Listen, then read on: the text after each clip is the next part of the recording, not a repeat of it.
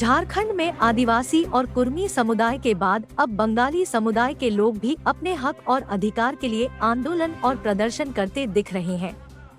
सोमवार को झारखंड बंगला भाषी उन्नयन समिति के बैनर तले राज्य भर के बंगाली समुदाय के लोगों ने मोरहाबादी से राजभवन तक रैली निकाली और झारखंड में बांग्ला भाषा को राजभाषा का दर्जा देने की मांग की। इस संबंध में बंगभाषी उन्नयन समिति के अध्यक्ष अचिंतम गुप्ता ने कहा कि राज्य सरकार के द्वारा बांग्ला को दूसरी भाषा के रूप में स्वीकार कर लिया गया है।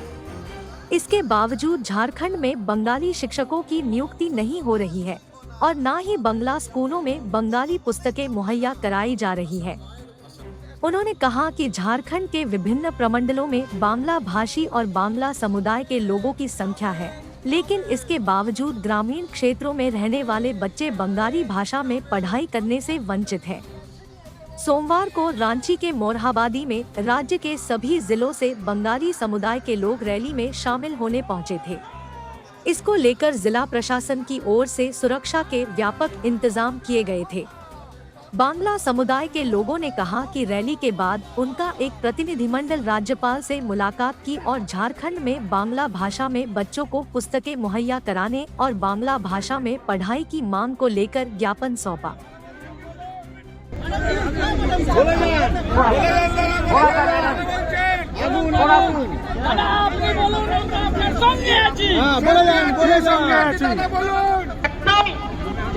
झारखंडेर राजधानी रांची, এই রাঁচিতে আজ আমরা সংকল্প নিয়ে আজ আমরা প্রতিজ্ঞা করুন, বাংলা ভাষার অধিকার দিতে হবে, বাংলা ভাষার অধিকার দিতে হবে, মাতৃভাষার অধিকার দিতে হবে।